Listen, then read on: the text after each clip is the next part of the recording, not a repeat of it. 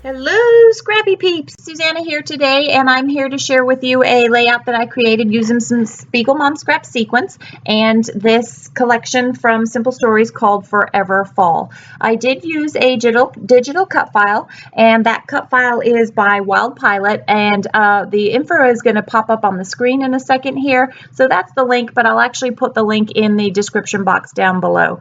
So I pre-cut the file, and what I did was I cut the pumpkin out of white, and I left the negative so that I overlaid the negative on top of the orange paper. And then I cut the positive of those leaves out of some of the different pattern papers from that collection, and I layered them on the side there. So I have two photos of my first pumpkin spice lattes of the season. I am not a big pumpkin spice lover. I wondered if you were. Let me know in the description box down below if you are a pumpkin spice lover and or a pumpkin everything lover. I love pumpkin, but I like it in moderation, and I certainly don't like the orange food dye that is in the pumpkin spice latte, but we're all allowed to like our thing. Lord only knows I have my luxury that I fall back on. Anyway, so I decided that I was gonna have a pumpkin spice latte. It really doesn't feel like fall here, and there was something about the pumpkin spice latte that made me feel like maybe I was actually going to celebrate fall for a little bit.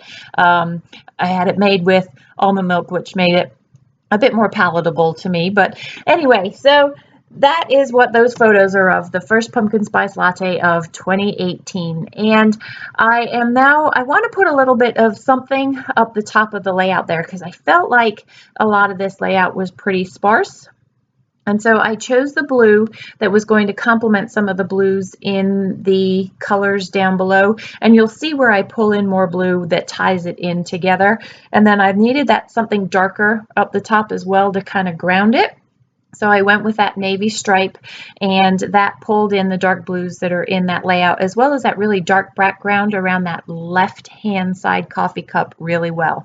The problem is that in that blue up there, it's kind of a, I'm not sure what to call that geometric design. They're squares, but you can see when I flipped it over just now how I had cut into that, and so there was this little piece that had a little chunk of it missing, and while you probably wouldn't have noticed until I called your attention to it, it really bothered the perfectionist in me, so I need to fill that and cover that up.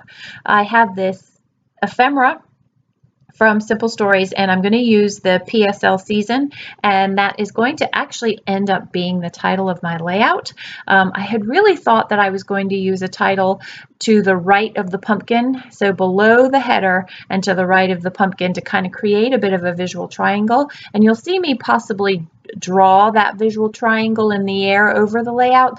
The problem is that I have PSL season, which really serves as the title, and there's that visual triangle, and I couldn't come up with another title that was fitting. So that's going to end up sticking and being the title. So what I'm doing here, if you've come from the Spiegel Mom Scraps, you will have seen this over at Spiegel Mom Scraps in order to see the rest of this process video.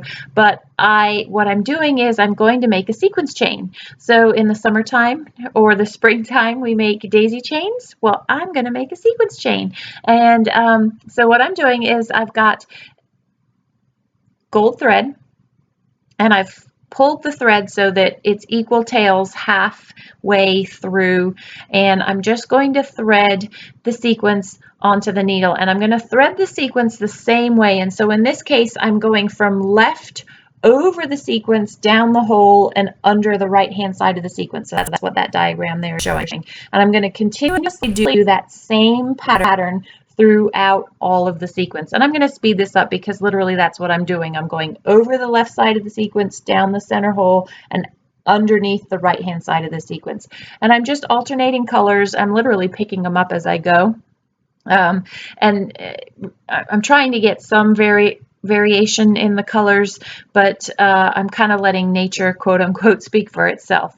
Now I've put the colors that I want down, and now I'm taping that end to hold the thread tight, and I'm going to go back over the same sequence from the reverse direction, and I'm going to go in the opposite pattern. So this time I'm going to go from the right side of the sequence over the right side, through the hole, down through the left hand side. And so you can see that number 2 there, and that's that second pattern. So over the right side of the sequence, down the middle hole, and under the left hand side. And I'm going, so what we're doing is we're actually kind of creating a cross through that sequence, and the thread locks in the sequence into place. So when I'm finished, they are kind of bunched up a little bit, and so I do sort of just space them out evenly along that thread there, and that is how you create a sequence sequence chain. And it just adds some fun, a fun way of adding sequins to your layout.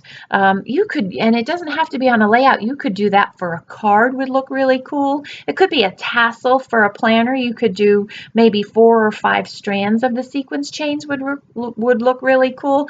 I'm thinking out loud here, but doesn't that sound like a neat idea to make tassels for a sequence chain? Or even your December daily, you could do that.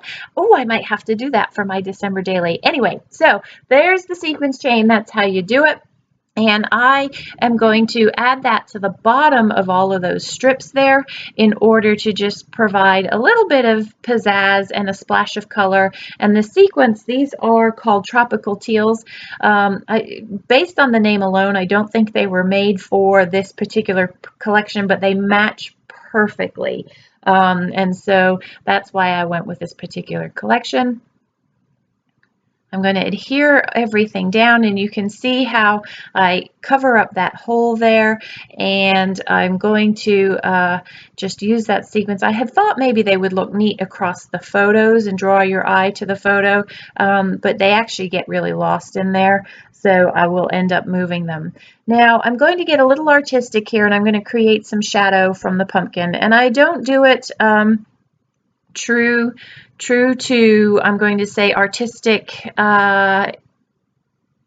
accuracy.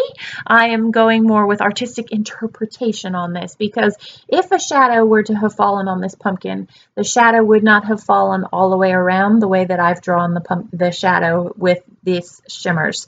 But I love the way that the blue of this shimmers, and this is Pull Me Closer from Shimmers, which you can also get from the Spiegel Mom Scrap Store. I love the way that it draws the blue into this layout and just gives it a little bit of depth to the layout rather than just having this flat 2D pumpkin. Now there's a little bit of dimension to it that is created from that shadow. Isn't that cool?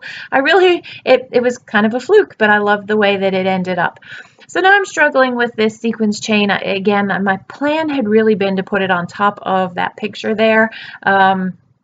But it gets lost, and so I'm going to end up moving it. So while I figure out where it's going to go, see, I put it there, and I'm going to end up moving it because it just doesn't work. Now, the placement of these pictures I did struggle with for a little while too. You can see the bottom of the pumpkin, and I thought I would cover that up, but you kind of needed the bottom of the pumpkin there in order to have that shadow working. And so I left the bottom of the pumpkin exposed, but you can still see that that's the pictures, and you get the idea of the pumpkin, and then so that's how that's going to go. So here we go with this sequence chain again. It looks much better up top. You can see it, it's noticeable, and that way I can put the pumpkin spice latte, that oval, to the left hand side there. It works with that oval shape of the bottom of the pumpkin, and it spreads the weight out around that pumpkin, because when I had it over to the right with those leaves on the right hand side, it was very right hand dominant over there, and that's why I like that oval right there where I've put it, and that little bit of blue is more visible there as well, that blue heart. So what I used was a really thin double-sided tape to adhere the sequins chain down, and I just put it on the very border of that stripe there, so you've got a whole bunch of things going on at the top there, different textures, different patterns, different movement, which complements all of the movement at the bottom with those loose leaves. Now I wanted a little bit more gold in the layout because it is fall, and so I am pulling in these goodies from Pink Fresh Studio. So I've just chosen 2 of the leaves, and then I am going to actually, where I put the leaf here, I end up moving it in the so right there is where it ends up being finished, quote unquote, and I am going to move it because, again, I want that movement to go from the left-hand side of the photo over to the right photo, and where it is there, it's just kind of sticking out like a sore thumb, so I will move that. I'm going to add some Heidi Shine in that sort of same tealy blue color, just again for a pop of color in that white space there. And then I'm going to use that same sequence mix, Tropical Teals, to add to those splashes and just add a little bit of color into that white space there. So that is my layout using Simple Stories Forever Fall, some Spiegel Mom Scrap Sequins, and some shimmers. If you have any questions, please don't hesitate to ask them in the box down below. Enjoy the close-ups. I hope you've enjoyed this video, and I hope you're enjoying your fall season if that's what you happen to have in your neck of the woods. Take care. Thanks for stopping in today.